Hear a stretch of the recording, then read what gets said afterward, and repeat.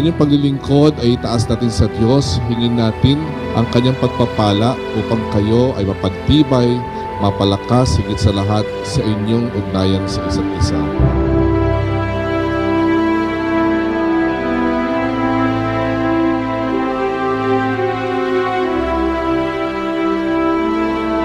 Malinaw na malinaw dito na you are pursuing a unity of your mission. Buong-buo, iisang mission natin. Hindi tayo hiwa-hiwalay.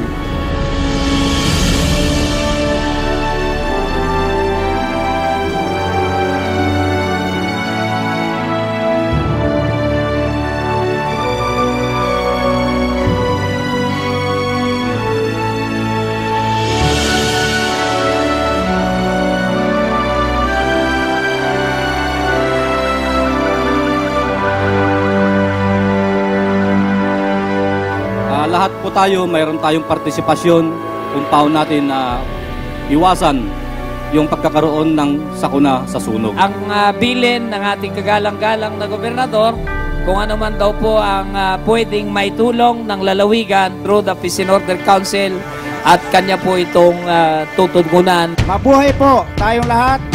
Mabuhay po ang Bureau of Fire Protection. At tao sa pusong iniaalay po namin ang lahat ng ito sa Panginoon. Maraming salamat po.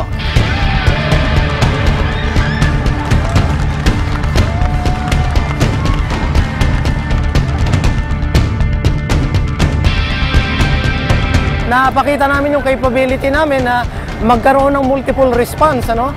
Sabay-sabay yun, may sunog, may car accident, nag-extricate kami ng victim, at nagkaroon pa rin ng chemical incident. Merong kapabilidad ang Bureau of Fire Protection para mag-responde sa mga hazmat incident.